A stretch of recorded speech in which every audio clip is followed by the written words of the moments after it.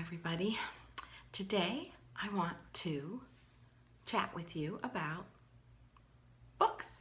So let's talk about reads. And I have one video I want to share with you, which is also written in story form. I love to read. I really, really love to read. I find it that time of day that I can just escape,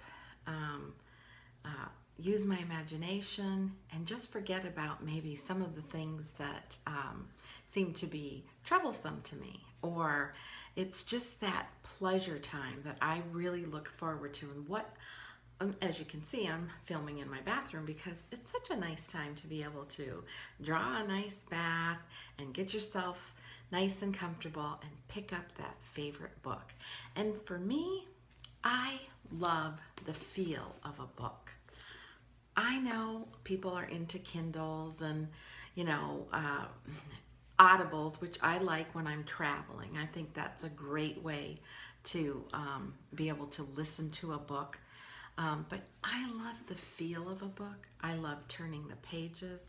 I love the smell of books. I mean, it's kind of crazy, but that's what I like. So I do like holding a book in my hand. I do like opening it up and turning the pages. It's just all part of a great read for me. Have I always been like that? Oh my goodness, no. I did not like reading when I was young and in school. I loved people reading to me. I loved story time. I loved listening, but I didn't necessarily like reading when I was young and in school. I didn't like the book reports. I found it to be a drudgery because most of the books that were selected for us to read were what I considered boring. But as you know, would be on summer break, my mom would make us spend some time each day reading, and didn't have to do a book report, but we just had to read. And I started to come across like the Nancy Drew mystery books, and I decided, hey, this isn't so bad. I kind of like it. And I think my love for reading evolved from there. And then once I graduated high school and, was back in school again, there we go. Reading, and definitely not for pleasure, but for learning. And so it was really difficult, I think, back then for me to ever want to pick up a book just for pleasure reading. So once again, I started to enjoy reading once school was finished for me and I was out in the working world. And there's nothing more soothing and comforting to me than drawing a nice warm bath, like I said, and just soaking and picking up that good read, or snuggling in a comfortable chair and grabbing that book and getting on. Sometimes it's hard to put the book down right where you're at, and that's just exciting. Reading allows you to use your imagination. It increases your comprehension. It improves on your spelling, and it just takes you on an adventure that maybe someday you would like to experience, or it gives you that thrill, that mystery that you can't really capture on film, because sometimes a good read just can't capture on film what you get from the book. And this is all my opinion, no one else's. So I'm going to share with you a few of the books that I have recently read, and I'm not going to, put out any spoilers about the book, but just tell you a little bit of my thoughts on them. I just finished reading A Man Called Ove by Frederick Backman. A Man Called Ove. And I have to tell you, I was, in the beginning, I was like, I'm not so sure I'm going to like reading this book, because there was quite a bit of negativity in the beginning of the book, throughout the, as you're reading. And I'm like, wow, I'm wanting to read for pleasure and just kind of get excited and uplifted. And but it was comical during certain parts. And then it would pull at your heartstrings at certain parts. And So I just had to continue reading the book, and in the end, I absolutely loved it. Um, I think someone wrote on the back of the book, they said, if there was an award for most charming book of the year, this novel would win hands down. And I think that's a good description. It is a charming book, and it charms your heart. Um, and basically, this is what the book's about. At first sight, Ove is almost certainly the grumpiest man you will ever meet. And I think that's why it kind of turned me off as I was reading in the beginning, because it is just like grumpy, grumpy, grumpy. He has very staunch principles, strict routines, and he has a very, very short fuse.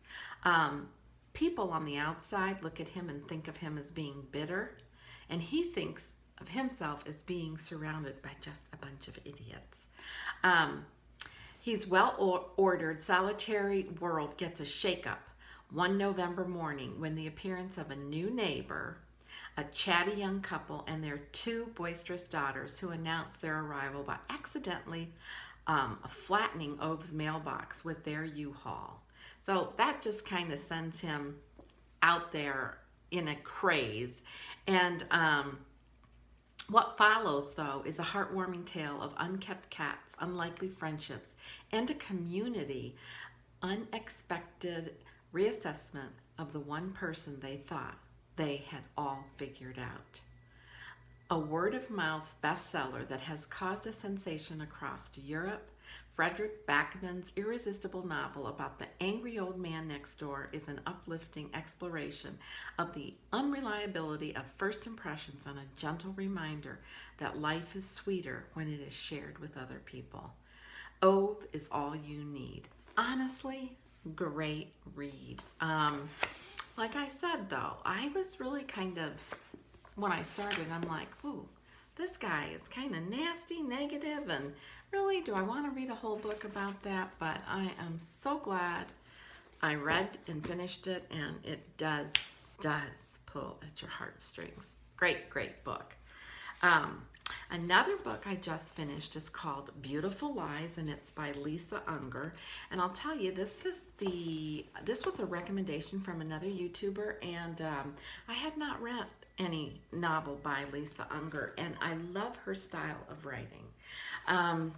I really do. There's a lot of twists and turns in this book. It's extremely adventurous, and it just keeps you wondering. I love a novel like that. So here's a little bit about what the book says. If Ridley Jones had slept 10 minutes later, she would still be living the beautiful lie she used to call her life. Instead, a series of seemingly inconsequential decisions unleashed a chain of events that brought a mysterious package to her door, a package that informed her that her entire world was a lie. And suddenly forced to question everything she knows about herself and her family, Ridley feels as if everyone in her life is a stranger. She has no idea who's on her side and who has something to hide. Even her new lover, Jake, seems to have secrets of his own. This book is exactly that. I mean, think about it. You're going about your life, and it's what you know, it's who you are, and then one day it all changes, and what's a lie? What's the truth? Oh, it's a great book. Easy to read, and I love her style of writing. So I probably will pick up other books by her because I really enjoyed this particular book. So if you like a lot of adventure and a lot of twists and turns and a lot scratching your head and trying to figure out what is going on, great book to read. Another book I want to share with you is by Susan Branch. This is called A Fine Romance. Oh, this is a beautiful book. This is a book that she has illustrated all the way through, and it's about her 25th wedding anniversary, that her and her husband went to England for 2 months, as they had made a commitment to themselves that one day they would explore England. And I've never been there, and that's why I love books, because it gives you the opportunity to experience what somebody else is sharing with you. I have several books, cookbooks, that are written by her, and I have so enjoyed this. Now, this is not a book that you're going to sit down and you kind of do want to read it from start to finish. Oops. But there's so much detail in the book, so many beautiful pictures, and you just want to drink in everything that she's exploring about the cottages, the flowers, the scenery, their actual cruise, and it's just a great book. So if you're not familiar with her, this is called Falling in Love with the English Countryside by Susan Branch, and I would highly recommend a book like this. This is a keeper. You know, these books I donate. These books I pass on to friends who may be wanting a good book to read. This type of book is a keeper, and you know, someday I'm going to get to England, and this is going to be my guide when I go. But if I don't get there, I can get there through this book and through my imagination and where it takes me. Love it. And also, I just want to say and mention this. Anne of Green Gables. Now, this is the old cassette tapes because I've had it for years and years. But one of the traditions that we had in our family for Thanksgiving is getting together with other family members and stuff. We always spent the day after Thanksgiving watching Anne of Green Gables. It's just, and it's this particular make. There's one that was actually made, I think, in the 50s. Yeah, the 1950s. And that's a great old black and white one to watch. But this is with Megan Follows, Colleen Dewhurst, and Richard Farnsworth. This is a movie about this beautiful redheaded young girl who grows up to be a beautiful redheaded woman who was adopted in an orphanage, and her parents fell ill and sick and ended up passing, and she was sent from the orphanage to a family in error by mistake. She has such a love for literature and reading and using her imagination. It's awesome film for young children, and to this day, every Thanksgiving, I have to put it in. And lucky I have the new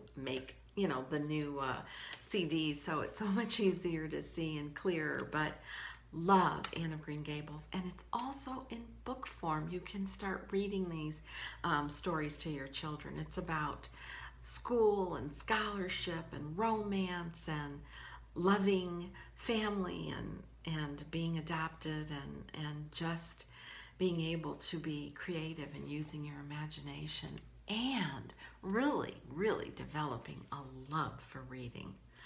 Great movie. Highly recommend you watch this, and then after you watch it, I highly recommend you pick up a good book and read it.